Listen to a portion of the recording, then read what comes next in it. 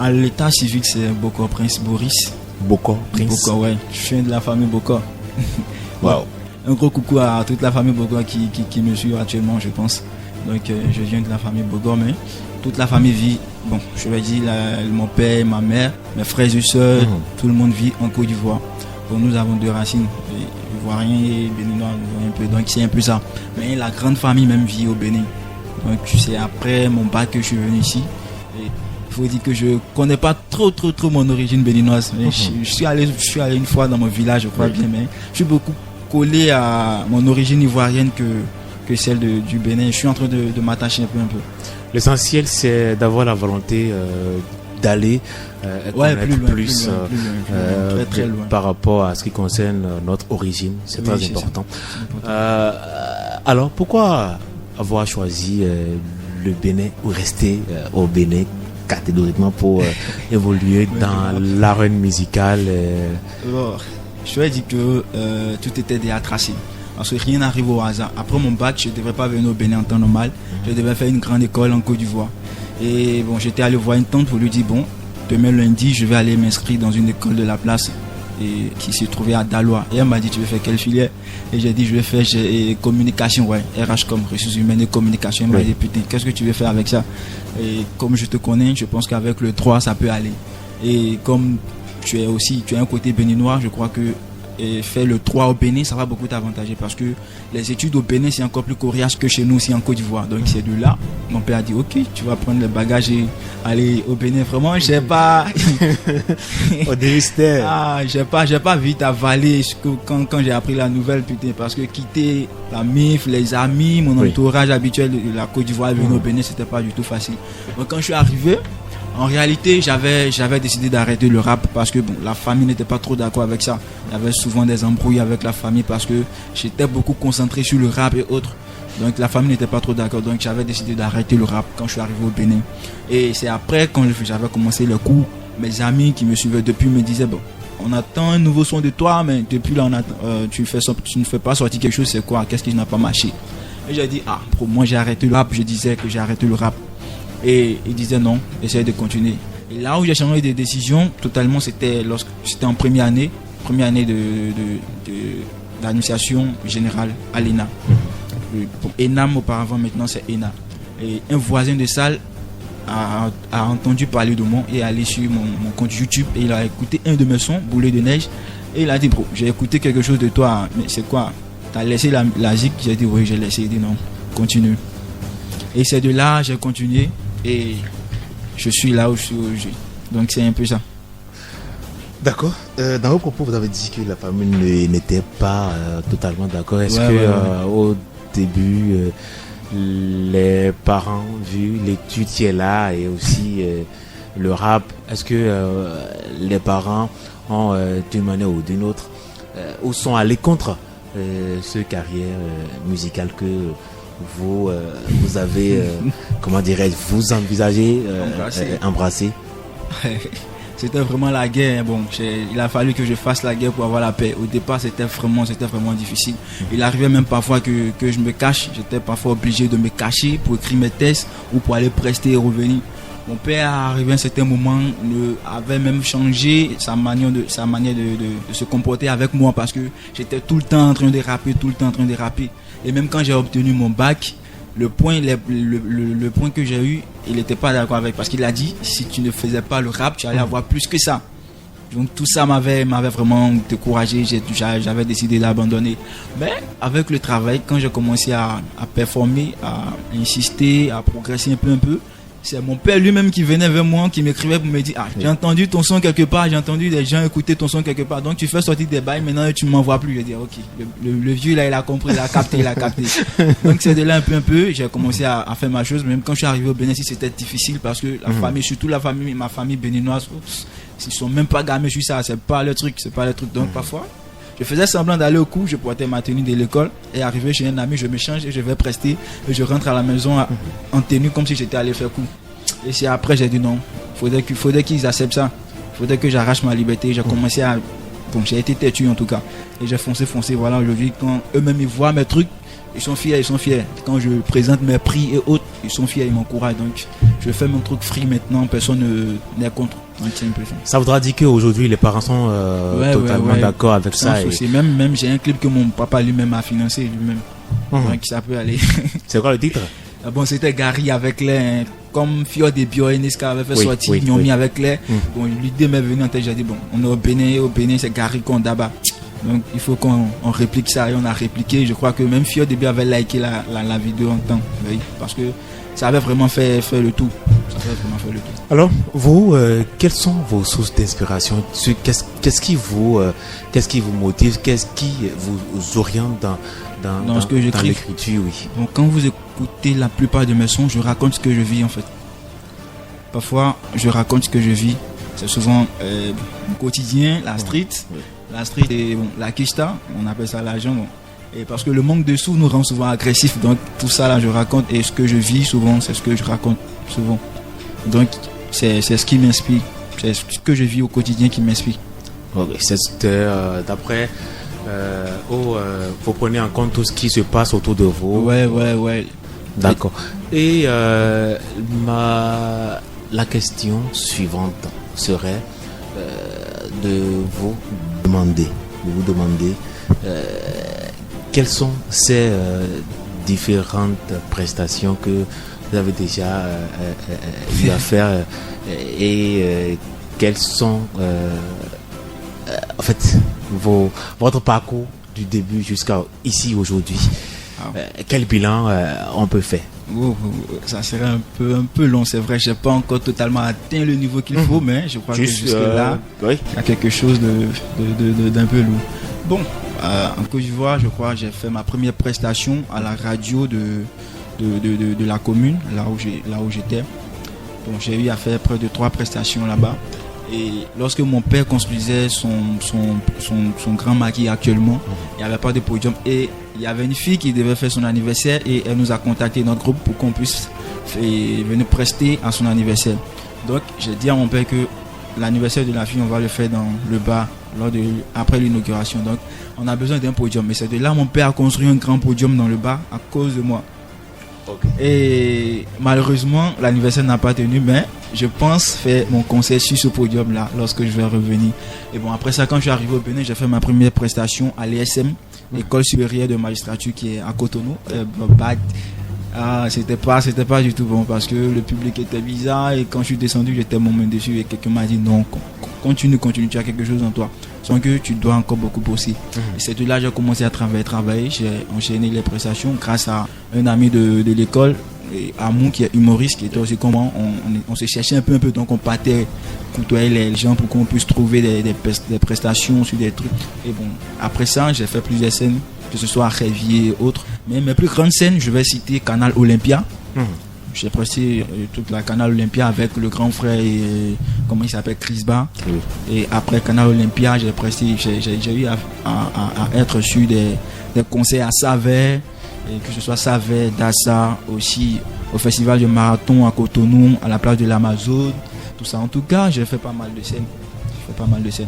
Et le reste du groupe, qu'est-ce qu'il pense de votre évolution aujourd'hui? Oh putain. Au départ, j'étais le plus nul du groupe, mais aujourd'hui, tous ils ont laissé le rap et je suis le seul qui continue. Mais aujourd'hui, ils sont toujours avec moi quand j'ai quelque chose. Ils partagent au max. Ils partagent et les gars m'encouragent. Donc, je suis vraiment fier d'avoir fait partie à ce groupe-là. Alors, quel a été votre meilleur souvenir quand vous étiez toujours ensemble avec eux là-bas? En parlant du groupe. C'était lors de ma première prestation, sur le podium de la radio, la voix de Bédiala. En fait, c'était ma première prestation et moi, depuis l'enfant, je suis quelqu'un qui a vraiment honte. Même quand je suis en classe, je connais souvent les réponses, mais je ne dis pas. Et je suis là, je suis dans mon coin. Et on nous a invités pour prester. Voilà, je me demande, mais est-ce que je peux? Parce qu'il y avait vraiment assez de personnes, il y avait une marée de personnes présentes et je ne savais pas comment faire. Et ce jour-là, pourtant, mes amis, ils étaient déjà prêts. Donc, ce jour-là, j'ai dit, bon, il y a une solution. Je suis allé acheter Koutoukou, ce qu'on appelle ici le sodabi. J'ai acheté ça pour 50 francs, ce que je ne prends pas quotidiennement. Je ne prends pas ça. Ce jus-là, il fallait que je prenne parce que ça ne pouvait pas marcher. Donc j'ai pris son habit 50 francs. Et quand je suis monté sur le podium, moi, j'étais étonné. Parce que les gens criaient. Quand je suis descendu du podium, je me suis posé la question, est-ce que c'est moi? Les gens sont venus me saluer et autres. J'ai dit, est-ce que c'est moi? Donc c'était mon meilleur souvenir quand j'étais là-bas. Parce que à part ça, je vois pas. C'était mon meilleur souvenir. Et votre pire moment? Là-bas? Oui. Toujours là-bas? Oui. Bon, le pire moment, je crois que c'était le jour même de l'inauguration du bar de mon père. Ouais. Parce que ce même jour-là, il y avait un événement dans la ville qui était juste proche. Et j'étais invité sur l'événement. Maintenant, vu que j'étais avec mes petits frères dans le maquis en train de gérer, je ne pouvais pas les laisser et aller sur l'événement. Et comment faire? Parce que les gars m'avaient déjà géré un petit 5 000 francs pour que je puisse venir là. Oh, 5 000 francs, c'est pas petit, hein, Côte d'Ivoire aussi. Et donc, ce que j'ai fait, c'est que j'ai dit à mes petits frères que je vais aller à une prestation. Sur le tard, on vient, dites-lui que je suis allé quelque part, que je viens. Et quand je suis parti, je suis revenu. Ça a chauffé avec le vieux, hein, ça a chauffé grave. La suite n'était pas bonne. Non, pas du tout. Mais bon, tout ça, là, ce sont des trucs, ce sont des histoires. Avant de continuer, nous allons écouter l'un de vos morceaux. Et puis après, on continue. Lequel? Bon, ils sont en train de me dire, c'est pas encore prêt. D'accord. Flavien Assou, alors, on écoute l'un de ces morceaux et puis on revient encore en studio avec.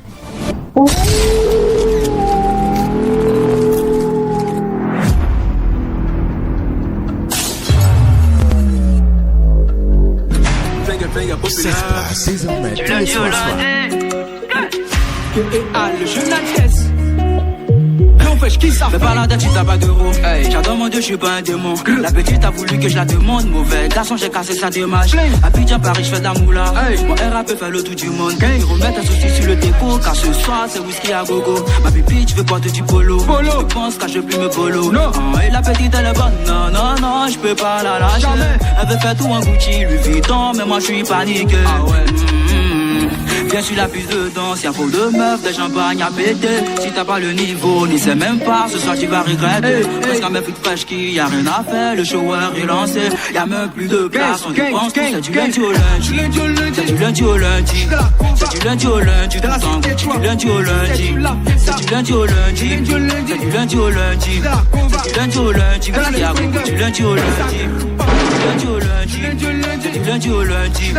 C'est du lundi au lundi, je pense du lundi au lundi, c'est du lundi au lundi, c'est du lundi au lundi, c'est du lundi au lundi, je fais la du lundi au lundi. Populaire, Express Carmen, on fait la moula, quand on monte papier, c'est la famille, fuck les up, chez nous c'est la vida, on est dans le club pour faire la lézard, lundi, je suis dans les affaires, si on est prêt, c'est pas pour la regarde, H24, je suis pour te mettre à l'aise, c'est pas les filles, mais tu mets ton sommeil, chaque week-end, on fait que de l'oseille, on t'afforme, on bosse tu, y'a que des pistes que j'ai envie de caisser, allô mon négro, tout est calibré, j'ai ma sacoche, j'ai envie de cash, j'ai calculé plus personne tourne, laisse-les parler, nous on entend, c'est la cité, toi qui fais tout, la hutte fait la frappe, mais c'est plus que je dis, tu peux plus me retenir, cache-toi parti, et puis là qu'on mes bip, et sans que je fais craquer tous mes yépis, je l'ai dit lundi, on fait la moula pour se faire du plaisir, quand on est à Paris, on saura bientôt qui sont les vœux bénis, lundi au lundi, c'est du lundi au lundi, c'est du lundi au lundi, tout en Gucci, du lundi au lundi, c'est du lundi au lundi, c'est du lundi au lundi, c'est du lundi au lundi, whisky à gogo, du lundi au lundi,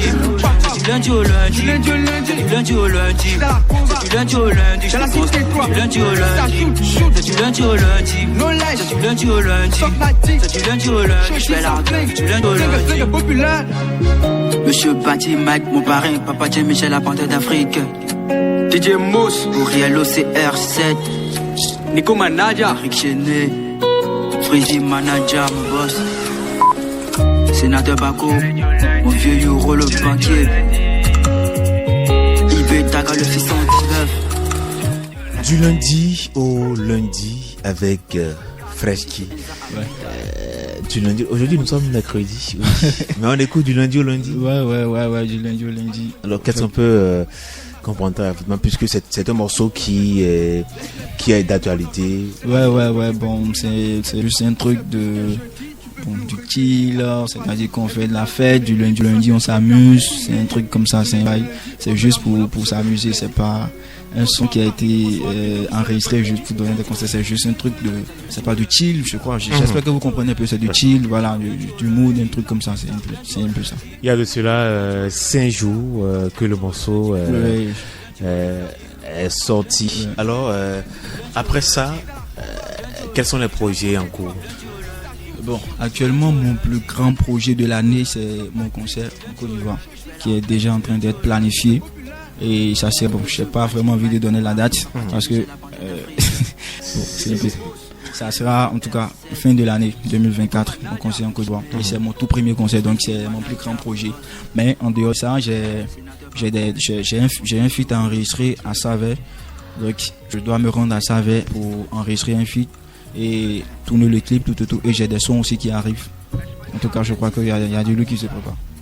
Il y a du lourd. Et bon, oui. Je vais aussi informer que après le concours de TIAF que j'ai remporté, il y a aussi une grande finale qui suit. Et la finale se tiendra à Cotonou, là où va se rassembler tous les autres rappeurs qui ont gagné dans les autres communes. Donc ça fait partie aussi des projets en cours.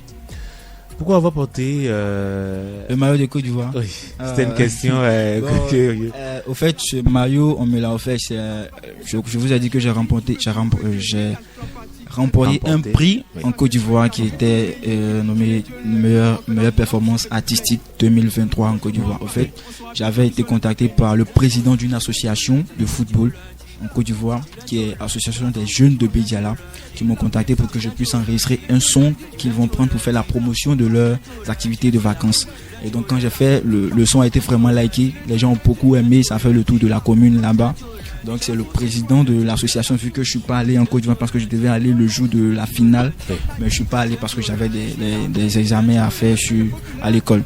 Donc c'est le président de l'association qui m'a envoyé ceci, il m'a expédié depuis la Côte d'Ivoire. Vous pouvez voir, c'est l'original, c'est pas. D'accord. Donc c'est un peu ça. Donc il m'avait expédié pour que je puisse supporter les éléphants de Côte d'Ivoire avec. Et heureusement les éléphants ont gagné. Donc il a fallu que je porte ça pour venir ici. D'accord, nous sommes pratiquement ou déjà à la fin de cette émission ou de cet entretien. Alors, quels sont les mots ou qu'est-ce que vous avez à dire à l'endroit de ceux qui sont à l'écoute de cette émission? Tout d'abord, je voudrais remercier tous ceux qui sont en train d'écouter cette émission, parce que je crois que c'est très important de suivre son artiste, parce que je crois que j'ai formé ceux qui me suivent, mes followers, mes amis et autres dessus.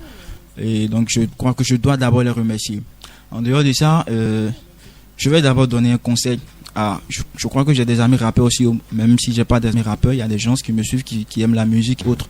Il ne faut jamais abandonner. Parce que quand je dis ça, je sais ce que j'ai traversé du début jusque là, je sais ce que j'ai traversé, et c'est à travers la persévérance, le travail et autres que je suis arrivé là. Donc c'est le conseil que je peux donner à ceux qui me suivent, de ne jamais abandonner, quelles que soient les difficultés qu'ils vont rencontrer sur le chemin, de ne jamais abandonner, de toujours me suivre. Je suis disponible sur toutes les plateformes telles que Facebook, TikTok, Instagram. Ils tapent simplement Prince K'_MER official. Et ils peuvent me contacter pour leurs événements au 98 39 53 61. Je répète, 98 39 53 61. Et ils vont pas regretter lorsqu'ils vont m'inviter sur l'événement. Fraîcha, même un témoin. Merci, c'était Prince K', jeune rappeur ivoiro-béninois qui évolue dans le rap. Nous sommes à la fin de cette tranche qui nous a été confiée. Heureux sommes-nous de vous avoir dans ce studio. Du courage, c'est pas facile. Merci beaucoup, non, c'est pas facile. Surtout que comme les parents sont déjà d'accord et ils sont là pour vous pousser comme cela se doit. Nous aussi, nous sommes là et c'est notre façon à nous de vous donner un coup de main, de vous accompagner dans vos projets. Merci, on se donne rendez-vous pour un autre jour. Le Boko d'Histoire, ça continue avec Sandrine. Sandrine, on vous laisse l'antenne. Nous disons merci à Prince K' d'être passé par ici et nous lui souhaitons du courage, nous lui souhaitons le bonheur pour la suite de cette aventure.